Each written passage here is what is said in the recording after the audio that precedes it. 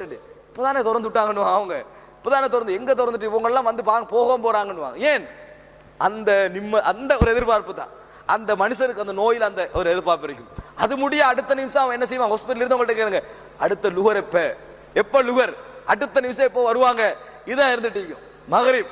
இப்படி 3 நேரத்திலே அவங்க பக்கத்து ஹாஸ்பிட்டலா இருந்தாலும் என்னது மனசுல அப்படி ஒரு எதிர்பார்ப்பு இருக்கு. இதுதான் மிகப்பெரிய ஆறுதல்.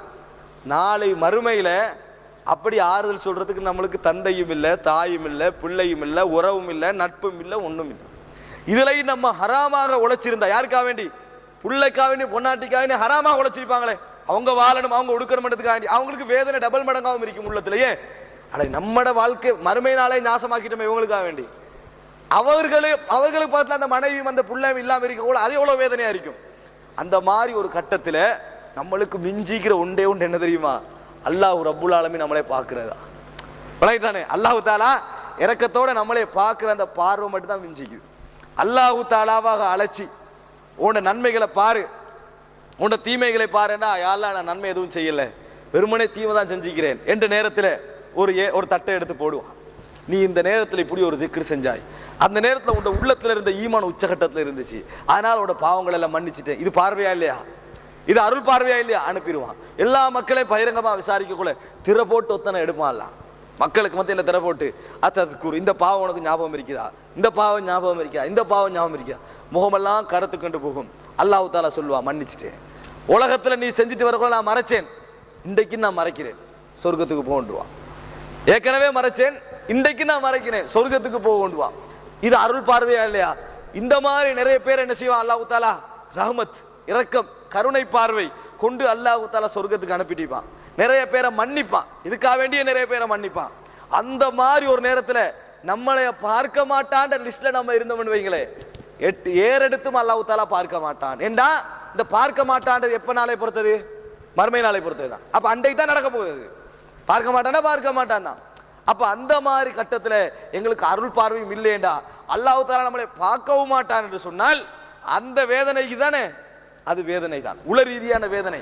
அதன் பின்னால நரகத்துல போடப்பட்ட பின்னால் நம்ம அல்லாஹ்வோட பேச பார்ப்போம், சத்தம் போட்டு பேசுவோம். யா அல்லாஹ், என்னது எங்களுக்கு இன்னொரு சந்தர்ப்பத்தை தான் நாங்க என்ன செய்வோம்? மறுபடி மீண்டு விடுவோம், மறுபடி இதை செய்ய மாட்டோம், இந்த பிழையை செய்ய மாட்டோம் என்று சொல்லுவோம்.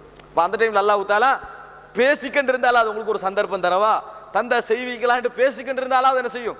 ஆறுதல் ஆகிக்கும். அல்லாஹ் தாலா என்ன சொல்லுவான் தெரியுமா? காலஹ்ஸஉ ஃபிஹா வலா துகல்லிமூன், கேவலம் அடைந்து போங்க, என்னோடு பேச வேண்டாம். கேவலம் அடைந்து போய்விடுங்கள், என்னோடு பேச வேண்டாம்.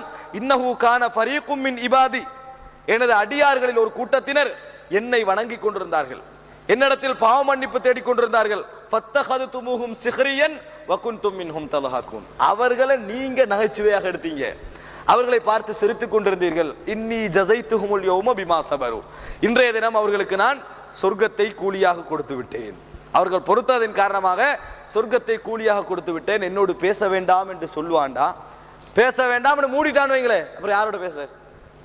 அதுக்கு பிறகு வேதனையோடு வேதனை தான் போய்கொண்டிருக்குமே ஒழிய எங்கள் முறைப்பாட்டை கேட்பதற்கென்று ஒன்றும் இல்லை. அவ்வளவுதான்.